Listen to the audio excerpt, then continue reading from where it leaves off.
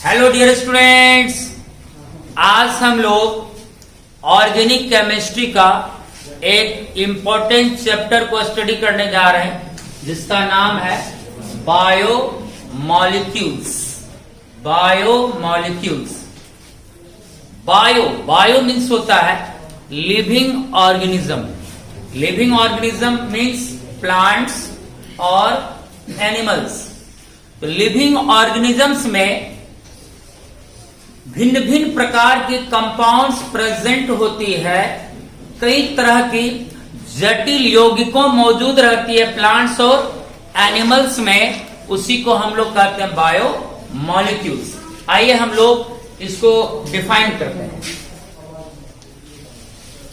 All living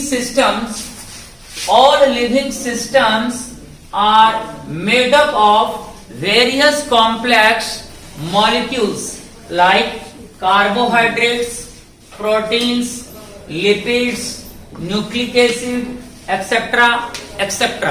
बच्चों, plants में या एनिमल्स में कई प्रकार की जटिल यौगिकें प्रेजेंट होती है जिनका नाम है carbohydrates, proteins, lipids, nucleic acids. Nucleic acid like DNA और आरएनए, इन्हीं को हम लोग कहते हैं बायोमॉलिक्यूल्स। यानी बायोमॉलिक्यूल्स जो ये वर्ड है ये रिलेटेड है ऑर्गेनिक केमिस्ट्री से। तो हम लोग सबसे पहले स्टडी करेंगे कार्बोहाइड्रेट्स के बारे में। देखो बच्चों, कार्बोहाइड्रेट्स में टू वर्ड्स है। Carbo means carbon and hydrate means जल यानी वाटर। तो आप वर्ड से ही समझ सकते हैं कि कार्बोहाइड्रेट का सिंपलेस्ट फॉर्मूला क्या होगा। तो कार्बो से आपको पता चल गया कार्बन का, और हाइड्रेट से पता चल गया जल का, H2O का। तो कार्बन और जल आपस में चिपक जाएगा तो क्या बनेगा, CH2O। यानी कार्बोहाइड्रेट का सिंपलेस्ट फॉर्मूला हुआ CH2O। अगर ये क्वेश्चन आए कि कार्बोहाइड्रेट में कौन कौन सी एलिमेंट्स होती है, तो आपका आंसर होगा बच्चों कार्बन, हाइड्रोजन एंड ऑक्सीजन। यानी तीन तरह के एलिमेंट्स मौजूद होती है कार्बोहाइड्रेट में, कार्बन, हाइड्रोजन एंड ऑक्सीजन, जो वर्ड से ही आपको पता चल जाता है। Carbohydrates are optically active polyhydroxy aldehydes और कीटोन्स। जो भी कार्बोहाइड्रेट होगा, एनीवन, कोई भी कार्बोहाइड्रेट हो, उसमें मेन ग्रुप के रूप में मौजूद होता एल्डिहाइड और कीटोन। यानी या तो मेन ग्रुप के रूप में एल्डिहाइड होगा या तो फिर कीटोन होगा। उसके अलावा साइड ग्रुप के रूप में मौजूद होता है OH। OH का मतलब हुआ बच्चों, H means hydro, O means oxy, OH को क्या बोलेंगे, हाइड्रोक्सी। तो साइड ग्रुप्स के रूप में रहता है OH group. Polyhydroxy means many numbers में OH ग्रुप मौजूद रहता है कार्बोहाइड्रेट में, इसलिए यहां लिखा गया पॉलीहाइड्रोक्सी। एल्डिहाइड और कीटोन, यानी मेन ग्रुप के रूप में या तो एल्डिहाइड होगा या तो फिर कीटोन होगा। ऑप्टिकली एक्टिव वर्ड है यहां। तो ऑप्टिकली एक्टिव, जो भी कार्बोहाइड्रेट होता है वो ऑप्टिकली एक्टिव होता है। और ऑप्टिकली एक्टिव क्यों होता है, due to the presence of chiral carbon. कई लोग इसको चीरल भी पढ़ता है, चीरल कार्बन, या फिर इसका कायरल कार्बन भी प्रोनाउंसिएशन होता है। तो हम इसे पढ़ते हैं बच्चों कायरल कार्बन। अब कायरल कार्बन क्या होती है नहीं होती है, जब हम लोग यहां आएंगे तो उसको अच्छी तरह से जानेंगे। लेकिन अभी तत्कालिक ये जानिए कि जो भी कार्बोहाइड्रेट होगा उसमें कम से कम एक कायरल कार्बन अवश्य होगा, और अगर कायरल कार्बन होगा वो कहलाएगा ऑप्टिकली एक्टिव। अब ये तीन वर्ड्स आपको पता चल गया कि कार्बोहाइड्रेट ऑप्टिकली एक्टिव होगा, क्यों, due to the presence of chiral carbon. Polyhydroxy, many numbers में OH ग्रुप होता है। एल्डिहाइड और कीटोन, क्योंकि उसमें मेन फंक्शनल ग्रुप होता है एल्डिहाइड और कीटोन। आगे पढ़ते हैं बच्चों। Some of the carbohydrates are sweet in taste, are called sugars. कुछ कार्बोहाइड्रेट खाने में कैसा लगता है? मीठा। तो चूंकि कार्बोहाइड्रेट में मीठापन होता है, इसलिए हम लोग इसे शुगर के भी नाम से जानते हैं। बच्चों, हम लोग अपने घरों में शुगर यूज करते हैं, चीनी C12H22O11। तो हम लोग कॉमनली जो अपने घरों में शुगर यूज करते हैं उसका नाम होता है बच्चों सुक्रोज या केन शुगर। यानी हम लोग दही में या दूध के साथ जो चीनी का इस्तेमाल करते हैं उसको हम लोग किस नाम से जानते हैं? सुक्रोज या cane sugar. The most common sugar used in our homes is named as sucrose या केन शुगर। यानी हम लोग सुक्रोज या केन शुगर को ही अपने घरों में यूज करते हैं खाने के दौरान। Classification of carbohydrate. आइए अब हम लोग कार्बोहाइड्रेट का वर्गीकरण करें, इसको कैटेगरीज में बांटे। कार्बोहाइड्रेट को 3 कैटेगरीज में डिवाइड किया गया है। It is divided into 3 categories. First monosaccharides, second oligosaccharides and third polysaccharides. अब देखो बच्चों, कार्बोहाइड्रेट का जो सबसे सिंपल यूनिट हुआ उसका नाम हुआ मोनोसेकेराइड। यानी मोनोसेकेराइड कार्बोहाइड्रेट का सबसे सिंपलेस्ट फॉर्म हुआ, उससे सिंपल फॉर्म कार्बोहाइड्रेट का नहीं होता, इसलिए मोनोसेकेराइड को हम हाइड्रोलाइज नहीं कर सकते। मींस हम मोनोसेकेराइड को उससे ज्यादा सिंपल फॉर्म में डिकम्पोज यानी तोड़ नहीं सकते, डिसोसिएट नहीं कर सकते हैं। तो मोनोसेकेराइड सबसे सिंपलेस्ट रूप हुआ कार्बोहाइड्रेट का, जिसे फर्दर हाइड्रोलाइज्ड नहीं किया जा सकता, अर्थात उससे फर्दर तोड़ा नहीं जा सकता है, वो हुआ मोनोसेकेराइड। सेकेंड है बच्चों ओलिगोसेकेराइड। देखो, ओलिगो का मीन्स होता है, यहां मैंने लिखा भी है ओलिगो मीन्स होता है फ्यू, यानी कुछ, यानी कुछ नंबर में जब मोनोसेकेराइड्स आपस में जुड़ता है तब निर्माण होता है बच्चों ओलिगोसेकेराइड्स का। जैसे 2 मोनोसेकेराइड जुड़ गया तो ओलिगोसेकेराइड बन गया, 3 मोनोसेकेराइड, 4, 5, 6, 7, 8, 9, 10। अगर 2 से लेकर 10 तक मोनोसेकेराइड यूनिट्स आपस में जुड़ जाए तो वह निर्माण करेगा बच्चों किसका? ओलिगोसेकेराइड्स का। अर्थात जब हम ओलिगोसेकेराइड्स को कंप्लीटली हाइड्रोलाइज कर देंगे, कंप्लीटली तोड़ देंगे, हमको फ्यू नंबर में प्राप्त होगा क्या? मोनोसेकेराइड्स। क्योंकि ओलिगोसेकेराइड किससे बना है? मोनोसेकेराइड के जुड़ने से बना है ओलिगोसेकेराइड्स। इसलिए जब ओलिगोसेकेराइड्स टूटेगा कंप्लीटली तो हमें प्राप्त होगा फ्यू नंबर्स ऑफ मोनोसेकेराइड्स, और वह नंबर्स होगा 2 से लेकर कहां तक? 10 तक, यानी 2 to 10। पॉलीसेकेराइड्स। देखो, पोली का अर्थ होता है बच्चों मेनी, यानी मेनी नंबर्स में जब मोनोसेकेराइड्स आपस में जुड़ता है तब निर्माण होता है बच्चों पॉलीसेकेराइड्स का। यानी 10 से ज्यादा मोनोसेकेराइड्स अगर आपस में जुड़ जाए वो निर्माण कर लेगा पॉलीसेकेराइड्स का। यानी जब पॉलीसेकेराइड्स को हम कंप्लीटली हाइड्रोलाइज कर देंगे तो मेनी नंबर्स में हमें प्राप्त होगा क्या? मोनोसेकेराइड्स।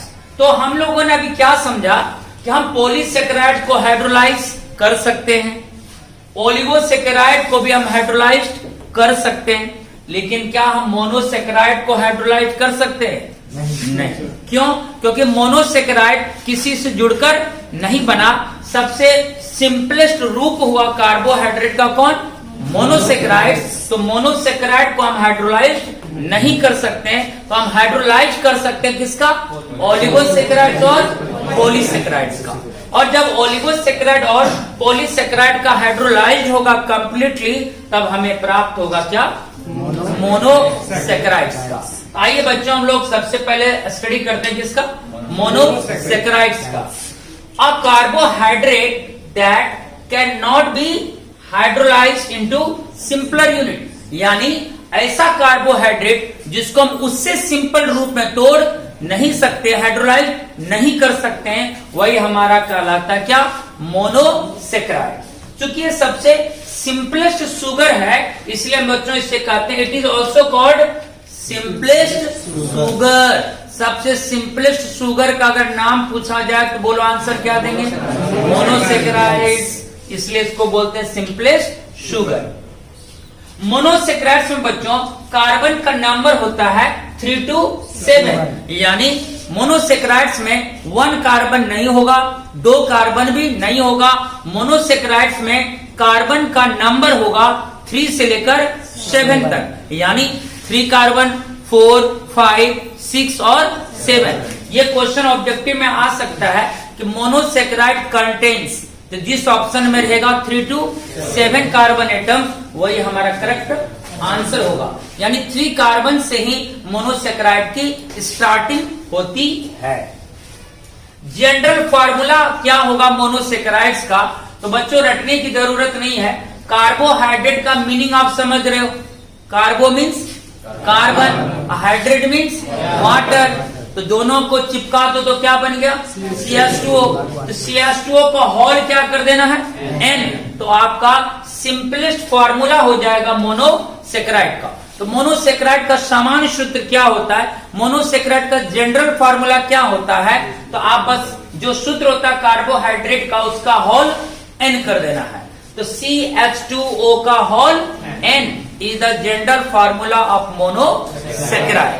और बच्चों इसी फार्मूला को हम ऐसे डिजाइन कर सकते हैं। देखो C इंटू N क्या लिखेंगे? CN। H2 इंटू N क्या लिखेंगे? H2N। O इंटू N क्या लिखेंगे? ON। तो मोनोसेक्राइड का जनरल फार्मूला एक बार अनदर डिजाइन में बोलिए क्या होगा? CN H2N ON, जहां N क्या है बच्चों? नंबर ऑफ कार्बन एटम, यानी जितना कार्बन होगा उसका डबलिंग नंबर होगा हाइड्रोजन का, और कार्बन के ही इक्वल होगा कौन? ऑक्सीजन। जैसे बच्चों अगर कार्बन का नंबर कितना हो? 3, तो बोलो फॉर्मूला क्या होगा? C3H6O3। अगर कार्बन का नंबर 4 होगा तो C4H8O4। अगर कार्बन का नंबर 5 होगा O5। अगर कार्बन का नंबर 6 होगा O6। और अगर कार्बन का नंबर 7 होगा O7 हो जाएगा। इस तरह से 3 to 7 कार्बन एटम्स का आप खुद से भी फॉर्मूला डिजाइन कर सकते हैं। Some common examples are, monosaccharide का जो कॉमन एग्जाम्पल्स है वो है GFG। क्या बच्चों? GFG, यानी ग्लूकोज, फ्रुक्टोज और गैलेक्टोज। ये सबसे ज्यादा कॉमन एग्जाम्पल हुआ ग्लूकोज, फ्रुक्टोज एंड गैलेक्टोज। उसके अलावा रैबोज, ये सब मोस्ट कॉमन एग्जाम्पल है किसका? मोनोसेक्राइड्स का।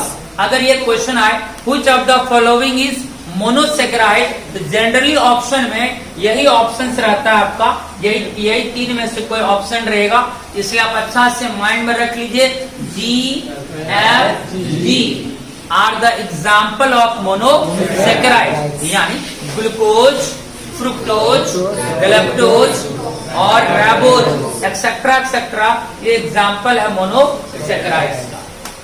बच्चों जरा ये देखिए, एक तरफ लिखा हुआ नंबर ऑफ कार्बन एटम, जो आपको पता है बच्चों मोनोसेक्राइड में कार्बन का स्टार्टिंग होगा 3 से लेकर 7 तक, तो 3 to लेकर 7 तक कार्बन एटम्स होगा।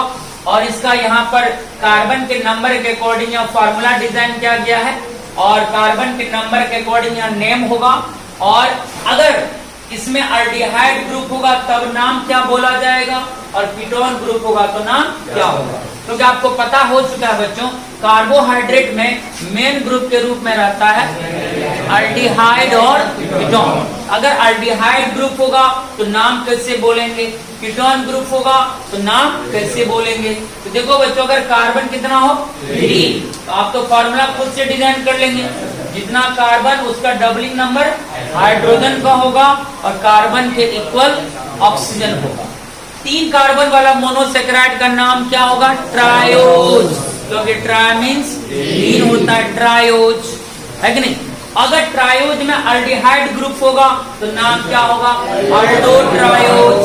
कीटोन ग्रुप होगा कीटो ट्रायोज। 4 कार्बन वाला मोनोसेक्राइड का नाम होगा टेट्रोज। क्या नाम होगा? टेट्रोज। अल्डिहाइड ग्रुप होगा अल्डो टेट्रोज। कीटोन ग्रुप होगा कीटोन टेट्रोज। 5 कार्बन वाला का नाम पेंटोज। क्या बोलेंगे? पेंटोज। अगर अल्डिहाइड ग्रुप होगा अल्डो पेंटोज। कीटोन ग्रुप होगा कीटो पेंटोज। 6 कार्बन वाला मोनोसेक्राइड का नाम हेक्सोज, जिसमें हम लोग बोलते हैं हेक्सोज शुगर। क्या बोलते हैं? हेक्सोज शुगर हो जाएगा हेक्सोज, अल्डो हेक्सोज या यस कि नो? अगर 7 कार्बन होगा तो नाम होगा हेप्टोज। हेप्टा मतलब कितना होता है? हेप्ट मीन्स 7, तो 7 कार्बन वाला मोनोसेक्राइड का नाम हेप्टोज। अल्डिहाइड ग्रुप होगा अल्डोहेप्टोज। कीटोन ग्रुप होगा कीटोहेप्टोज। चलिए ये बात समझ में आ गई। अब आइए हम लोग बच्चों जानते हैं किसके बारे में? कायरल कार्बन के बारे में, चिरल कार्बन के बारे में। आइए हम लोग जानते हैं कायरल कार्बन क्या होता है। बच्चों आपको पता है कार्बन का वैलेंसी कितनी होती है? 4। इससे 4 बॉन्ड चिपका रहेगा। यस कि नो? कितनी बॉन्ड? 4 बॉन्ड। 1 2 3 ठीक है। तो आपको जब भी देखो, जब भी हम लोग कोई स्ट्रक्चर को फॉर्म करते हैं तो कार्बन के साथ बॉन्ड की काउंटिंग होती है कि 4 बॉन्ड है या नहीं है। अगर 4 बॉन्ड नहीं होता है हम लोग उसकी अधूरी वैलेंसी को हाइड्रोजन एटम के द्वारा पूरा करते हैं। यस कि नो? अब मानो 4 में से 1 बॉन्ड जुड़ा हुआ IIT से, 1 बॉन्ड जुड़ा हुआ है मेडिकल से, 1 बॉन्ड जुड़ा हुआ है 11th क्लास से और 1 बॉन्ड जुड़ा हुआ है 12th से। अब बताओ बच्चों, कार्बन की चारों बॉन्ड अलग अलग ग्रुप से कनेक्टेड है या सेम ग्रुप से कनेक्टेड है? क्या चारों अलग है? चारों डिफरेंट है? क्या कोई भी 2 ग्रुप सेम नजर आ रही है? अगर किसी कार्बन के चारों बॉन्ड डिफरेंट ग्रुप या एटम से कनेक्टेड हो तो वही कार्बन कहलाता है कायरल कार्बन। क्या कहलाता है? क्या कहलाता है? Chiral carbon. ये कायरल कार्बन हो गया। क्यों? क्योंकि इस कार्बन के चारों ही बंधन डिफरेंट ग्रुप और एटम से कनेक्टेड है। अगर कोई भी 2 ग्रुप सेम होता तो यह कायरल कार्बन नहीं होता। एज फॉर एग्जाम्पल बच्चों, जैसे ये कार्बन है, यहाँ पर मैं एक ग्रुप कनेक्ट कर देता हूँ COOH, यहाँ पर H, यहाँ OH और यहाँ CH। ठीक है, मैंने जोड़ दी। अब बताओ तो देखिए ये कार्बन कायरल कार्बन है या नहीं है? यस। क्यों? देखो इस कार्बन का चारों बॉन्ड को देखो, ये बॉन्ड जुड़ा हुआ है इस ग्रुप से, ये बॉन्ड है H एटम से जुड़ा हुआ, ये बॉन्ड है OH से जुड़ा हुआ, ये बॉन्ड है। तो इस कार्बन का चारों बॉन्ड डिफरेंट ग्रुप और एटम से जुड़ा है कि कोई सेम हो गया? क्योंकि चारों ग्रुप डिफरेंट है इसलिए ये हो जाएगा कायरल कार्बन। क्या हो जाएगा? Chiral carbon. अगर बच्चों हम यहाँ CH3 के बजाय क्या जोड़ देते? H, तो बताओ ये कायरल कार्बन होता कि नहीं? क्योंकि चारों यहाँ डिफरेंट नहीं है, यहाँ 2 ग्रुप क्या हो गया? सेम हो गया, इसलिए ये कार्बन अब आपका कायरल कार्बन नहीं कहलाएगा। अगर ग्रुप सेम आ जाए तो वह कायरल कार्बन नहीं होगा। कायरल कार्बन का पहचान है कि चारों बॉन्ड उसकी डिफरेंट ग्रुप से कनेक्ट होनी चाहिए। जैसे कि यहाँ पर है, ये ग्रुप डिफरेंट है, ये अलग है, ये अलग है और ये भी ये दोनों सेम है, ये तो कायरल नहीं होगा। लेकिन अगर हम यहाँ पर क्या जोड़ दें? CH3। अब देखो ये और ये चारों ग्रुप क्या हो गया? डिफरेंट। ये हो गया आपका कौन carbon? Chiral carbon. Is that clear ना? अब देखो ये कार्बन कायरल नहीं हो सकता, क्योंकि देखो इस कार्बन के अगर 4 बॉन्ड की बात करें बच्चों, तो 4 में से 1 बॉन्ड तो आपको दिख रहा है ना, बाकी जो 3 बॉन्ड है यानी से 3 H कनेक्टेड है, 1 2 3। अब बताओ ये कायरल कार्बन होगा क्या? नहीं। इसका 1 बॉन्ड तो इस ग्रुप से कनेक्ट हो गया, बाकी जो 3 बॉन्ड है वो सेमी एटम से जुड़ा है, ये कार्बन आपका कायरल कार्बन नहीं होगा। बोले यहाँ तक समझ गए? जैसे कि एग्जाम्पल लेते हैं बच्चों ग्लिसरॉल्डिहाइड का। किसका? ग्लिसरॉल्डिहाइड। ग्लिसरॉल्डिहाइड एक ट्रायोज का उदाहरण है, यानी 3 कार्बन वाला मोनोसेकेराइड का उदाहरण हुआ ग्लिसरॉल्डिहाइड। अब बताओ 3 कार्बन के साथ सूत्र क्या बनेगा? C3H6O3 बनेगा। यस कि नो? अब बच्चों ग्लिसरॉल्डिहाइड का स्ट्रक्चर या कोई भी कार्बोहाइड्रेट का स्ट्रक्चर बनाना बहुत सिंपल बात है, बस आपको केवल मेथड जानना है कि उसकी स्ट्रक्चर कैसे बनती है। बोलो कार्बन कितनी है? 3 कार्बन है, तो चाहे जितनी भी कार्बन हो, 3 हो, 5 हो, 6 हो, 7 हो, जितनी भी कार्बन हो उसको वर्टिकली अरेंज कर लेना है, यानी ऊपर से नीचे। ऐसे 1 carbon, 2 carbon, 3 carbon vertically arrange कर लिए। अगर 6 कार्बन भी रहता तो वर्टिकली 6 कार्बन को हम लोग अरेंज कर लेते।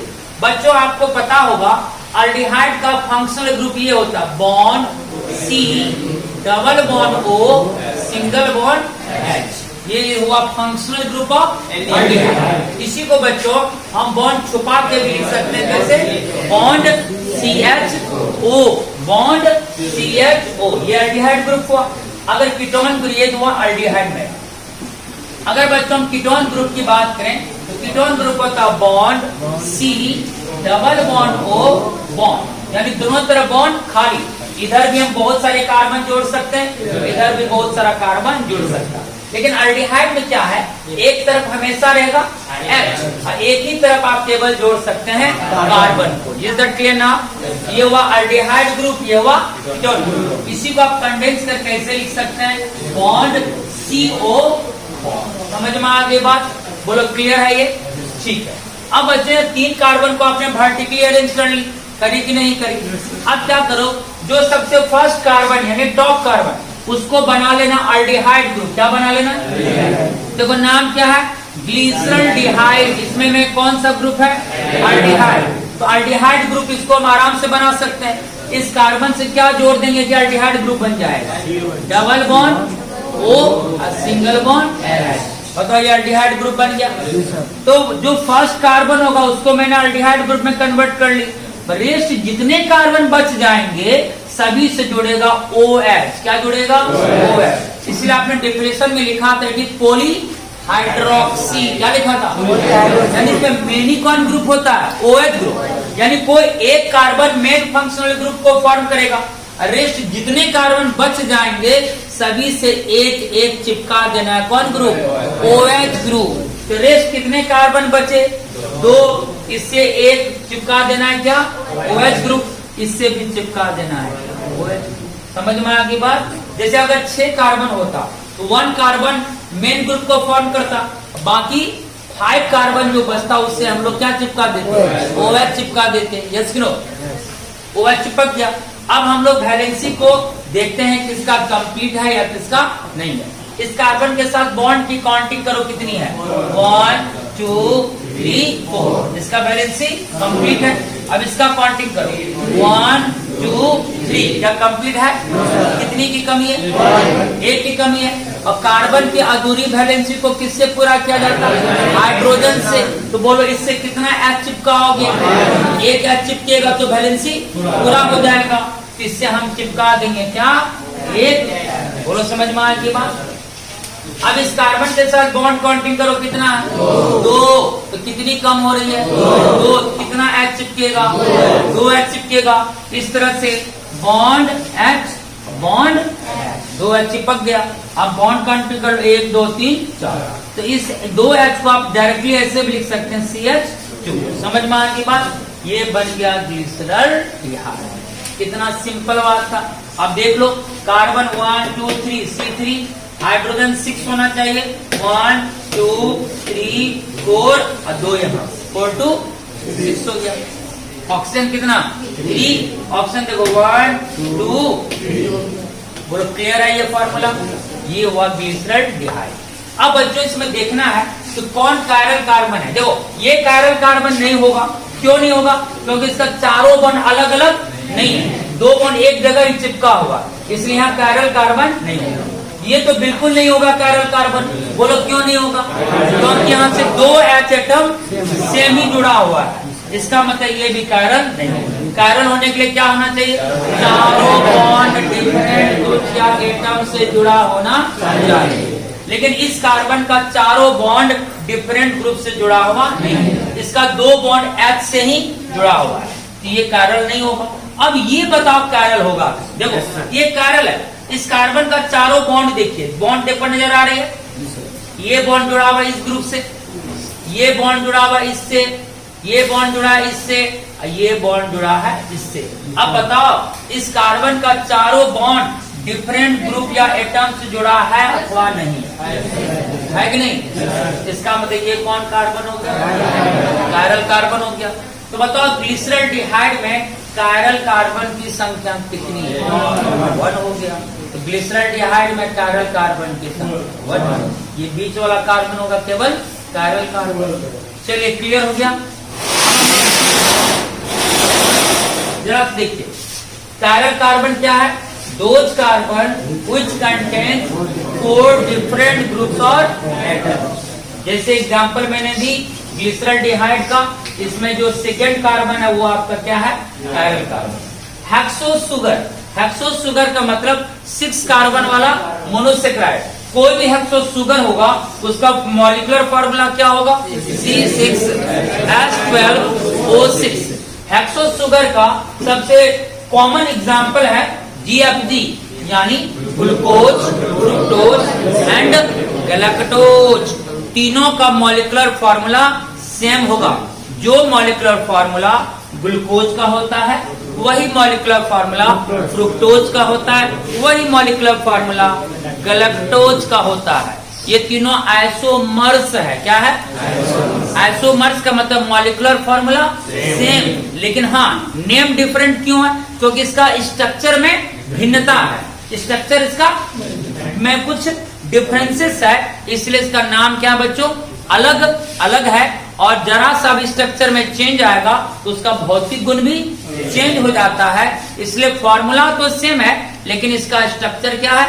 डिफरेंट है, इसलिए इसका नाम भी क्या है? डिफरेंट। मैं सभी को बारी बारी से आपको स्ट्रक्चर बनाऊंगा, ग्लूकोज का भी, फ्रुक्टोज का भी और गैलेक्टोज का भी, और तीनों स्ट्रक्चर्स को देखने के बाद तब आप खुद ही डिस्टिंग्विश कर लेंगे कि तीनों में क्या क्या डिफरेंसेस है उसकी स्ट्रक्चर में। तो ग्लूकोज, फ्रुक्टोज, गैलेक्टोज का मॉलिक्यूलर फॉर्मूला होता है C6H12O6। ये रिमेंबर याद रखना है, sweetest sugar is fructose present in fruit. बताओ सबसे स्वीटेस्ट शुगर का नाम क्या है? सबसे स्वीटेस्ट शुगर का नाम फ्रुक्टोज। ये बोर्ड में पूछा हुआ क्वेश्चन है कि सबसे स्वीटेस्ट शुगर इनमें से कौन है, तो आंसर फ्रुक्टोज होगा, ना कि ग्लूकोज या सुक्रोज होगा, ऐसा नहीं है। आपका ऑप्शन रहेगा ग्लूकोज, फ्रुक्टोज, गैलेक्टोज, सुक्रोज। तो क्या आंसर मार्क करेंगे? फ्रुक्टोज। इसलिए बच्चों, और ये फ्रुक्टोज किस में पाया जाता है? फ्रूट्स में। अब बच्चों बताओ, आप अंगूर खाते हो तो तीता लगता है, क्या लगता है? मीठा लगता है। ऑरेंज खाते हो, एप्पल खाते हो, मैंगोज खाते हो, मीठा क्यों लगता है? मीठा क्या है? फ्रुक्टोज। तो सबसे मीठापन वाला शुगर का नाम क्या है? Fructose, which is present in fruits। किसमें पाया जाता है? फ्रूट्स में पाया जाता है। ये ऑब्जेक्टिव के लिए माइंड में याद रखना है। समझ में आ गई बच्चों? अब हम लोग बच्चों जानते हैं स्ट्रक्चर ऑफ ग्लूकोज। देखो ग्लूकोज की स्ट्रक्चर को कैसे ड्राइंग करते हैं, बहुत सिंपल सा है। आप खुद भी ग्लूकोज के स्ट्रक्चर को फॉर्म कर सकते हैं।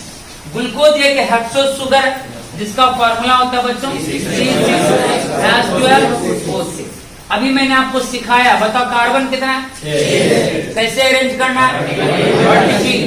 1 2 3 4 5 6 कार्बन में ड्राइंग कर ली। ठीक है, जो सबसे फर्स्ट कार्बन है उसको हम लोग कन्वर्ट कर देंगे कौन ग्रुप में? एल्डिहाइड ग्रुप में। तो बताओ इसको इससे क्या जोड़ना है? Double bond O, single bond S। Rest carbon से क्या चिपकाना है? OH। कितना कितना? एक OH को चिपका देना है। समझ में आ गई बात? ध्यान रहे सारा OH चिपकाना है किधर? Right hand side. किधर चिपकाना है? लेफ्ट पे नहीं, किधर चिपकाना है? Right hand side. देखो चिपका रहे हैं OH OH OH OH, चिपका दिए। नंबरिंग शुरू होगा यहां से, ये first carbon, second carbon, third carbon, fourth carbon, fifth carbon, sixth carbon. और कहा मैंने नहीं चिपकाया? 3 नंबर में। क्यों? तो सुन लो, ये माइंड में रखना है। ग्लूकोज का जो थर्ड कार्बन होता है उसका OH दाया ना होकर किधर चिपकाना है? बाया। किधर? बाया। अगर आपने इस OH को भी राइट साइड दिखा दिया इसका स्ट्रक्चर बदल जाएगा, नेचर चेंज हो जाएगा, तब वो ग्लूकोज नहीं होगा। यानी माइंड में एक ही चीज स्ट्रिक्टली याद रखना है। क्या याद रखना है? ग्लूकोज का थर्ड कार्बन का OH किधर दिखना चाहिए? बायां। किधर दिखना चाहिए? बताओ, ग्लूकोज का किस कार्बन का OH लेफ्ट हैंड साइड होता है? थर्ड कार्बन का। किस कार्बन का? बाकी सभी कार्बन का राइट हैंड साइड होना चाहिए। समझ में आ गई बात? ग्लूकोज की स्ट्रक्चर समझ गए। अब आओ वैलेंसी को काउंटिंग करते हैं। कार्बन का देखो 1 2 3 कंप्लीट। इसका देखो 1 2 3, एक कमी है। इधर क्या चिपकेगा? H। इधर क्या चिपकेगा? H। इधर क्या चिपकेगा? H। इधर क्या चिपकेगा? H। और इसका एक साथ कितना बॉन्ड है? कितना H चिपकेगा? 2 H चिपकेगा। 2 बॉन्ड इसमें आ गया, 2 बॉन्ड 3 बॉन्ड 1 4। बोलो क्लियर हो गया? यही है ग्लूकोज का ओपन स्ट्रक्चर। क्या है?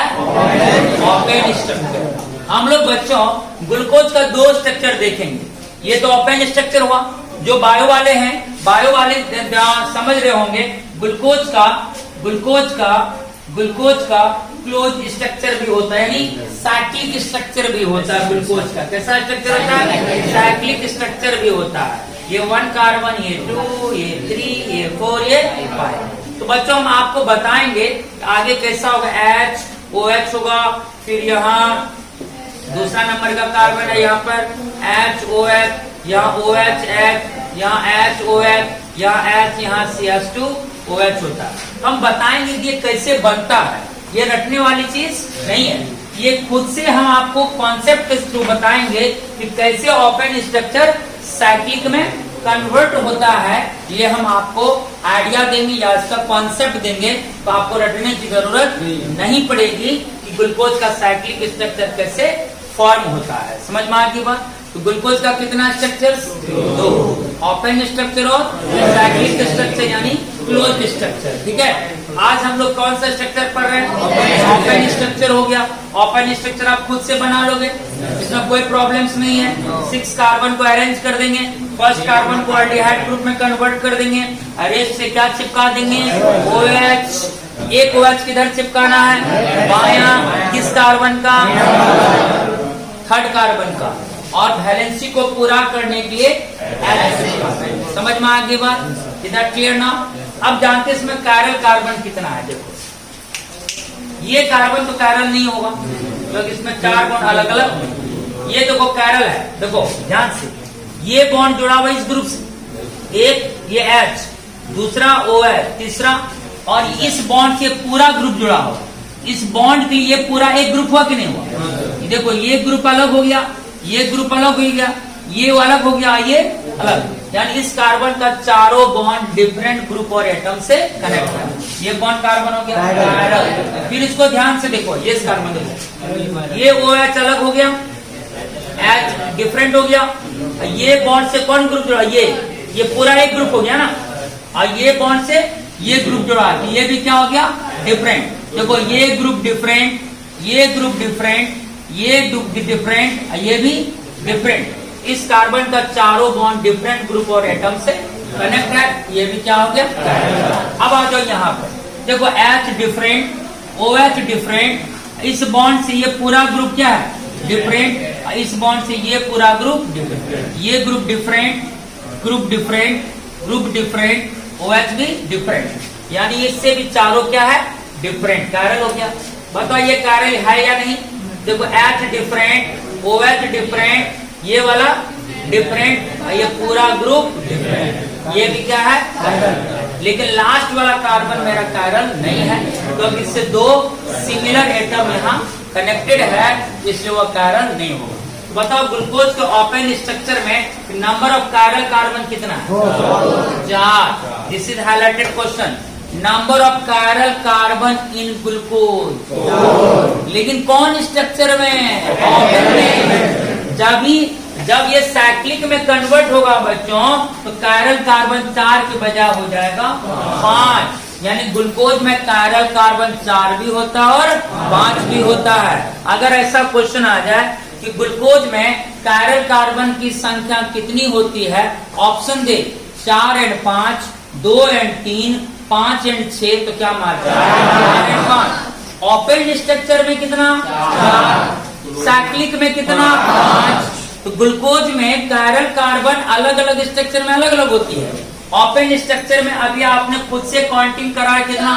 4 करा है कि नहीं करा है? यही जब साइक्लिक में काउंटिंग करेंगे तो आपको कितना मिलेगा? 5। तो आप क्वेश्चंस को ध्यान से पढ़ोगे कि ग्लूकोज के ओपन स्ट्रक्चर में पूछ रहा है कायरल कार्बन या साइक्लिक में। अगर ओपन में पूछेगा तो 4 आंसर होगा, अगर साइक्लिक में पूछेगा तो 5 होगा। तो हम लोग अभी ओपन देखें लेकिन साइक्लिक नहीं देखे। साइक्लिक हम लोग देखेंगे तो वहां पे मैं आपको काउंटिंग करके बताऊंगा कि कैसे वहां पर 5 कार्बन। चलिए आगे। मैंने अच्छी तरह से यहाँ लिख दिया बच्चों, स्ट्रक्चर ऑफ ग्लूकोज। आप देख सकते हैं, आप खुद से भी स्ट्रक्चर बना सकते हैं ग्लूकोज का, बहुत एकदम इजी वर्क है इसका। ये कैसा स्ट्रक्चर ग्लूकोज का? ओपन। मैंने क्या लिखा? Open chain structure of glucose has 4 chiral carbon. जो ओपन चेन होता है ग्लूकोज स्ट्रक्चर का, उसमें कायरल कार्बन का नंबर कितना होता है? इस तरह से आज की फर्स्ट लेक्चर थी बायो मॉलिक्यूल्स की। आपने कई तरह की चीजें जाना कि कई कार्बोहाइड्रेट है जो खाने में कैसा होता है? मीठा, इसलिए उसको हम लोग बोलते हैं शुगर। क्या बोलते हैं बच्चे? भाई जान लो, मोनोसेक्राइड सबसे सिंपल यूनिट हुआ, तो मोनोसेक्राइड सबसे स्वीटेस्ट कार्बोहाइड्रेट हुआ। और जब मोनोसेक्राइड जुड़ता है तो क्या बनता है? ओलिगोसेक्राइड। जैसे जैसे मोनोसेक्राइड जुड़ते जाएगा मीठापन घटते जाएगा, यानी ज्यादा से ज्यादा नंबर अगर मोनोसेक्राइड का जुड़ता जाएगा तो कार्बोहाइड्रेट का मीठापन घटता जाएगा। इसलिए मोनोसेक्राइड से कम मीठा वाला होगा कौन? ओलिगोसेक्राइड। और ओलिगोसेक्राइड से भी कम मीठा होगा पॉलीसेक्राइड, क्योंकि पॉलीसेक्राइड में क्या होता है? मेनी नंबर्स में मोनोसेक्राइड जुड़ता है। अगर मोनोसेक्राइड मेनी नंबर्स में जुड़ेगा तो मीठापन और घटेगा। जितना अधिक नंबर होगा मोनोसेक्राइड्स का, उसमें मीठापन उतना कम होगा। इसलिए पॉलीसेक्राइड में कोई मीठापन नहीं होता, नेग्लिजिबल स्वीटनिंग होता वो। इसलिए सबसे स्वीटेस्ट कार्बोहाइड्रेट हुआ कौन? मोनोसेक्राइड। उससे कम ओलिगोसेक्राइड। और किसमें मीठापन नहीं होगा? पॉलीसेक्राइड। तो पॉलीसेक्राइड में मीठापन क्यों नहीं है? क्योंकि उसमें मोनोसेक्राइड का क्या बन गया? चेन, लंबी सी चेन। जितनी लंबी चेन होगी मोनोसेक्राइड की, मीठापन उसमें उतना ही कम होगा। अब बच्चों आपको पता है ग्लूकोज, फ्रुक्टोज, गैलेक्टोज ये सब एग्जाम्पल है मोनोसेक्राइड्स का। तो सबसे स्वीटेस्ट शुगर का नाम क्या है? सबसे स्वीटेस्ट शुगर का नाम फ्रुक्टोज। किसमें पाया जाता है? फ्रूट्स में। किसमें? क्या आप ग्लूकोज के स्ट्रक्चर से अवगत हो चुके हैं? बताओ ग्लूकोज में कायरल कार्बन कितनी होती है? साइक्लिक में या ओपन चेन में? ओपन चेन स्ट्रक्चर का जो ग्लूकोज का होता है उसमें नंबर ऑफ कायरल कार्बन कितना होगा? 4 कायरल कार्बन होता है। समझ में आ गई बात? मैं उम्मीद करूं ये क्लास आपको अच्छी तरह से समझ में आ गई होगी, इसमें कोई दिक्कत नहीं है। फिर नेक्स्ट लेक्चर में हम लोग फ्रुक्टोज का भी ओपन स्ट्रक्चर देखेंगे, गैलेक्टोज का भी ओपन स्ट्रक्चर देखेंगे, फिर तीनों का हम लोग साइक्लिक स्ट्रक्चर्स को भी देखेंगे। तब आपको फुल्ली आइडिया मिल जाएगा कि फॉर्मूला सेम है बट नेम डिफरेंट क्यों है। उसके स्ट्रक्चर्स में थोड़ी सी क्या होती है? डिफरेंसेस होती है, उसी के कारण इसका नाम अलग अलग है। ये तीनों आइसोमर्स है। Isomers means molecular formula same but structure different. समझ में आ गई बात? तो फिर मिलते हैं अगले क्लास में। अगर स्क्रीनशॉट किसी को लेना हो तो आप ले सकते हैं। 5 सेकंड का टाइम देते हैं, अगर किसी को स्क्रीनशॉट लेना हो तो ले लीजिए बच्चों।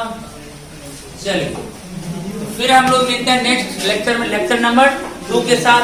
तब तक लिए अपना ख्याल रखें बच्चों। Take care and bye.